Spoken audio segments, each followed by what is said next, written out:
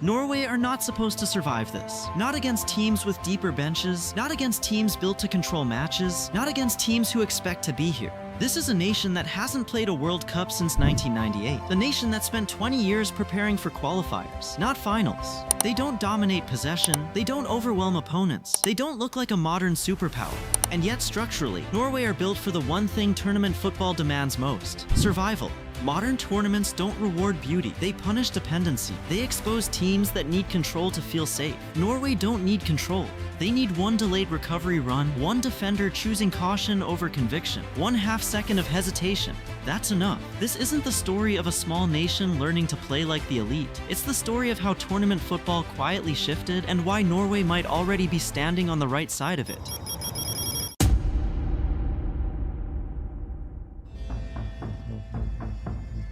Norway disappeared from the international conversation after Euro 2000. Not briefly, not accidentally. They failed to qualify for 7 consecutive major tournaments. World Cups passed. European Championships rotated. Norway stayed home. During that stretch, their FIFA ranking lived in a narrow band between 38 and 50. Too high to trigger a full reset, too low to command respect. They weren't rebuilding, they were stalled. No identity crisis, no revolution, just continuity without consequence. And then the timeline broke, not through federation reform, not through a generational pipeline, but through coincidence. 2 statistical outliers appeared at the same time, not early, not late, but misaligned with everything around them. Erling Haaland didn't enter international football as a project. He entered it as a solved equation. By the age of 23, he had already compiled an extraordinary international record for Norway, including a hat-trick in a 5-0 World Cup qualifier against Israel and a decisive brace in a 4-1 demolition of Italy that secured Norway's place in the World Cup for the first time since 1998.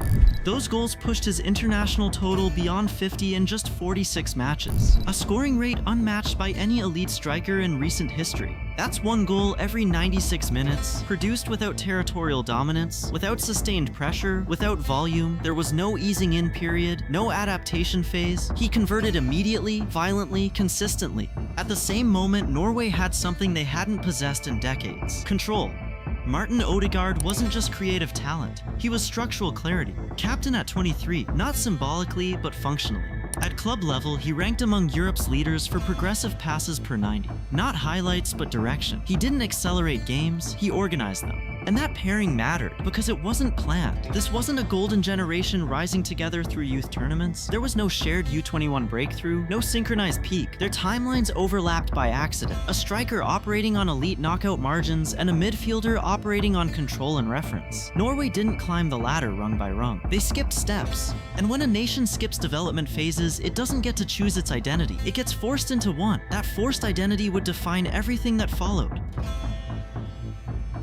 Qualifiers created the wrong picture, not because the data was inaccurate, but because the environment was forgiving. Across World Cup and European Championship qualification cycles, Norway's profile looked modest on paper. Against top 25 ranked opponents, they averaged under 45% possession. In several matches, it dipped closer to 40. Shot volume stayed low, often fewer than 10 attempts per match. Those numbers suggested a team surviving, not threatening. But that interpretation ignored context. Take one unforgettable night in Oslo against Moldova, where Norway routed them 11-1, a scoreline so extreme it shocked qualifier narratives. In that match, Erling Haaland scored 5 goals, the most by a European player in a World Cup qualifier since 1977, while Odegaard also scored and assisted in an unforgettable attacking explosion. But even that lopsided scoreline masked something deeper. Norway weren't trying to accumulate control, they were trying to provoke behavior. Opponents like Spain, the Netherlands, and Scotland approached Norway as a problem of management, not danger. The objective wasn't to suffocate, it was to circulate, to dominate territory without urgency. As a result, defensive lines stayed higher than they would against elite nations. Fullbacks stepped earlier, center backs held starting positions 5 to 10 meters further up the pitch. That margin was decisive, because Norway's attacking value wasn't built on pressure, it was built on access, early vertical passes, straight line runs, moments where one defensive decision arrived half a second late. In those qualifiers, Norway consistently outperformed expected goals and victories. ways, not through chance accumulation, but through chance purity. Few shots, high conversion value, minimal exposure after loss. Qualifiers rewarded that dynamic. Opponents felt comfortable. Comfort reduced fear. Reduced fear widened space, and space is where Norway operate without compromise. But qualifiers lie because they allow assumptions. They allow teams to believe control is safety, dominance without consequence, preparation without anxiety. Knockout football removes all of that. No one stays comfortable. No one defends high by habit. No one gives space for free. And when those running windows disappear, Norway is no longer playing the game qualifiers prepared them for. They're playing a different one entirely. The change didn't come through headlines, it came through preparation. After consecutive high-profile results, including the 11-1 rout of Moldova and a 5-0 hammering of Israel, where Haaland scored a hat-trick, scouting language around Norway shifted. They were no longer treated as an inconvenience, they were treated as a risk. That single adjustment rewired matches before kickoff. Fullbacks stopped overlapping early. Wide defenders delayed their first step, choosing restraint over momentum. Center-backs adjusted their starting references, dropping 5 to 8 meters deeper by default. Even in neutral phases, no alarms, no panic, just caution. And caution slowed everything. Matches lost vertical speed. Norway's transition volume dropped. Those early running lanes created by comfort and arrogance closed before they could open. The ball arrived later. Decisions arrived slower. Space stopped appearing naturally.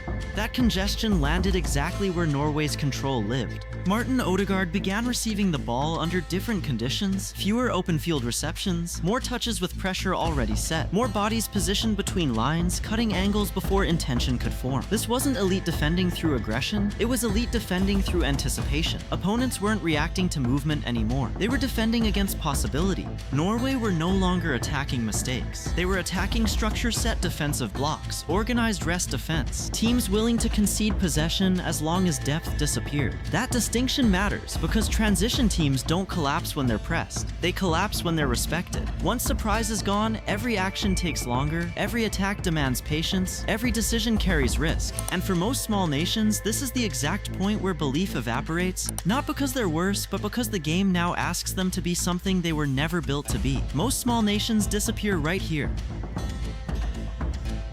Norway didn't respond by chasing possession numbers. They ignored the metrics that make teams look convincing in qualifiers and focused on the one that decides knockout football: time. Not time on the ball, but time between decision. The adjustment wasn't philosophical, it was mechanical. Restarts through center backs were reduced. Circulation for the sake of control disappeared. The first forward option became the priority, even if it meant fewer passes, even if it meant conceding territory later. Vertical access into Erling Haaland came earlier, not because he needed service, but because early reference points forced defenders to declare intentions sooner than they want to. Haaland stopped being treated as the end of the move. He became the anchor that shaped the move. Defensive lines couldn't wait.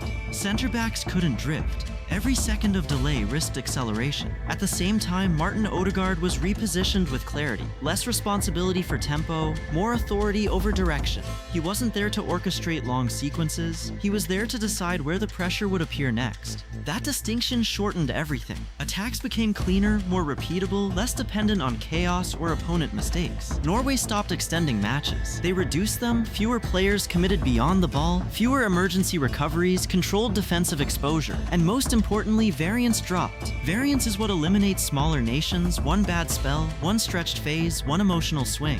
Norway removed those swings by design. They stopped trying to look strong. They stopped trying to convince anyone they belonged. They optimized for something more valuable: survival. World Cups don't reward dominance. They expose dependency. Knockout football historically favors teams that reduce the game, not expand it. Not because quality disappears, but because conditions distort it. Fewer touches, fewer sequences, fewer decisions. Every added action increases cognitive load. Every extra pass invites uncertainty. Tournaments compress everything that accelerates mistakes. Fatigue accumulates unevenly, heat dulls timing, nerves narrow perception, matches shrink, high possession teams suffer first. Not tactically, but psychologically. Their control depends on rhythm. Rhythm depends on confidence. Confidence erodes under knockout pressure. Circulation slows, angles close earlier. Players hesitate between safety and ambition. That hesitation breaks timing. Direct teams gain leverage in that environment because they don't rely on flow, they rely on clarity. Norway don't need territory. They don't need shot volume. They don't need to feel dominant to stay calm. They need 2 clean transitions across 120 minutes, not 90. One misjudged step by a center back, one recovery run arriving half a second late, one moment where fatigue turns aggression into caution. That's sufficient. In league football, this profile is volatile. Over 38 matches, randomness catches up, margins swing back, but World Cups are not accumulation tests. They are elimination environments, and elimination favors teams that ask fewer questions of themselves and more uncomfortable ones of their opponents. That profile doesn't win leagues, it wins brackets. Against Norway, elite coaches encounter a problem they rarely face at the top level. There is no stable solution. Press high and you expose space behind the line. Space Erling Haaland doesn't need to manufacture. He only needs one step of advantage. Sit deep and you concede initiative without actually gaining control. Possession stays in front of you, but the threat never disappears. That contradiction erodes clarity. Pressing triggers arrive late. Lines hesitate between stepping and holding. Fullbacks delay their first movement instead of committing to it. And at this level, delay is space. A half second of indecision opens a running lane. A running lane forces recovery sprints. Recovery sprints pull structures apart. This is the pause elite teams don't plan for. Because in knockout football, transitions decide outcomes more reliably than patterns. Norway understand this dynamic. That's why they don't chase dominance. They don't overload zones. They don't force tempo. They wait. They allow opponents to argue internally between aggression and caution, between what the plan demands and what instinct fears. Once that argument begins, structure weakens without anyone noticing. A center back drops earlier than planned, a midfielder stops stepping forward, the press softens organically, no instruction is given, but control is lost. Norway don't break teams through pressure, they break them through uncertainty, and uncertainty spreads quickly in tournaments. One hesitant decision invites another, one dropped line invites the next. By the time the adjustment is made, the window has already appeared. That is the matchup elite coaches prepare for least, because once doubt enters the system, certainty cannot be coached back into it. And in tournament football, hesitation is contagious. A World Cup final doesn't belong to the most dominant team. It belongs to the team that survives every round without losing itself. Knockout football doesn't reward brilliance in isolation, it rewards stability under stress. Emotional control becomes tactical value.